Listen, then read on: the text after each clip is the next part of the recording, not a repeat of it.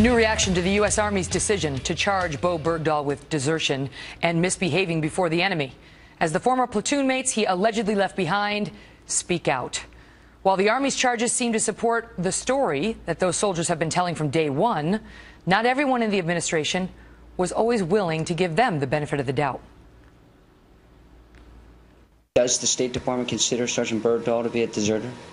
The State Department, no, Lucas. Look, what we've said is we are going to learn the facts about what happened here. According to those around him, his platoon mates, his squad mates, company mates, they said he walked off some the of base. them, there are conflicting reports out there about this. The guys on national television last night, his squad mates, platoon mates were not correct.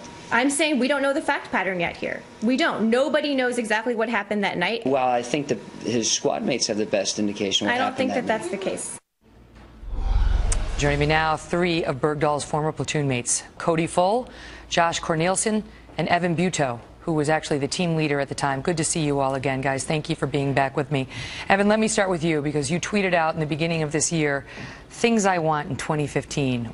You offered one word, closure. Did you get it? Yes. I mean, I've taken a giant step towards that closure. For 5 years, we've kind of lived with just the unknown.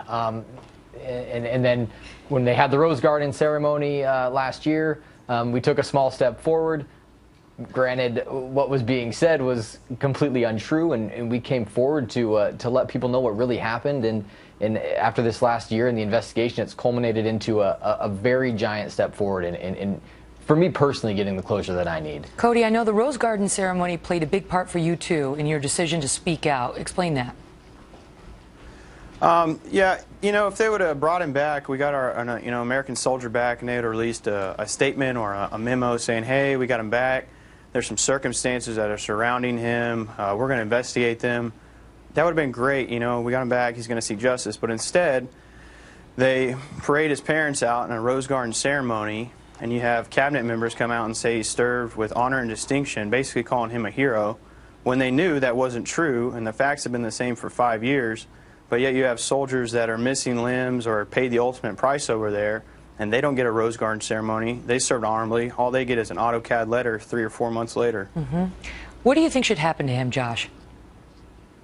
You know, I think he should be prosecuted to the full extent that UCMJ will allow. So if that's, you know, maximum life in prison, then that needs to happen. I don't think that he needs to you know, get all the benefits, all the rewards that anybody else that honorably served would. What about that, though? Because the New York Times had a piece today suggesting that one of the questions here is whether the Army will give him an honorable discharge, talking about how if you don't get one, it can hinder a veteran's job prospects and weigh on the entirety of how a service member looks back on his career. To the New York Times, you say what, Josh? I think that if Bowe Bergdahl, after all this is finished, and he gets an honorable discharge, I think it's more than a slap in the face. I think it's an absolute spit in the face of every single service member, whether it's Marines, United States Army, Navy, Coast Guard, whatever it is. I think that all of those people that have gotten out do have an honorable discharge and did their time, and it was honorable. I think that if Bowe Bergdahl gets out with an honorable discharge, it's an absolute disgrace. It's an absolute slap in the face of everybody in the history of the United States military that has served honorably with respect to everybody around them, and to and that kept their oath that they're not going to leave their battle buddies in a time of need. Evan, I know you say you don't want a plea. You don't want to see him plead. Why? I wanted to go to a trial because I believe if he pleads, we won't ever get to hear from him what happened. And it's just another, I guess it's selfish of me, but I want to hear it from him of why he did what he did. I want to know, and I know that everyone who is involved in the situation wants to know. It's something that we have lived with for so long, and I think for the American people, they need to hear from him what he was thinking, what was going through his head. He needs to have the chance to you know, whether he wants to defend himself or whether he wants to tell the truth of what really happened. Is there anything he could say that would soften you on the matter?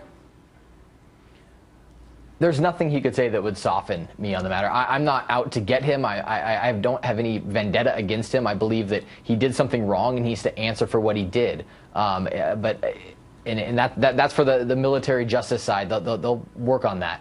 But other than that, I kind of want to know why, and I think everyone wants to know why. Yeah, that's and what you were asking last year when we met, that you all wanted to know why. Yeah. And you, Cody, were, said that clip, we've played it so many times since then. I don't know how he felt about us, but we would have died for him. I would have died for him, you said.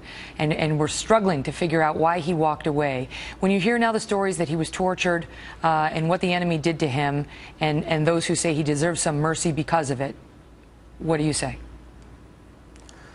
There's consequences for your actions. I feel bad and compassionate as a human being that happened to another American, but at the same time, if you wouldn't have deserted and turned your back on your fellow American comrades, then you wouldn't be in that predicament in the first place.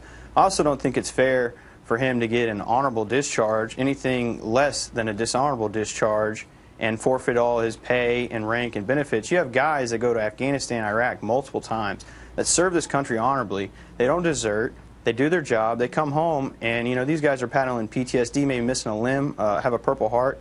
Say they have a few drinks one night, make a mistake. They don't get an honorable discharge. So how is it fair to them that served this country honorably and didn't desert their fellow Americans in combat to come home, not get an honorable discharge, but he deserts, misconduct before the enemy, and then now he's supposed to get an honorable discharge?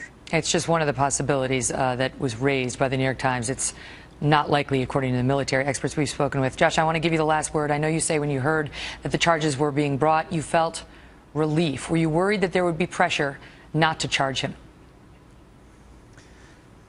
The truth has been out there the entire time. We've been telling everybody that wants to listen what the truth is, from shortly after Bergdahl disappeared to the initial Army investigation to when he was traded back last year. Everybody that was around him knew what the truth was, and it's just relieved that the United States Army did the right thing in charging Bergdahl with desertion and misconduct in front of the Army. Cody, Josh, Evan, thank you all for your service, and thank you for being back with us. Thank you. Thank you. Thanks for having us, guys.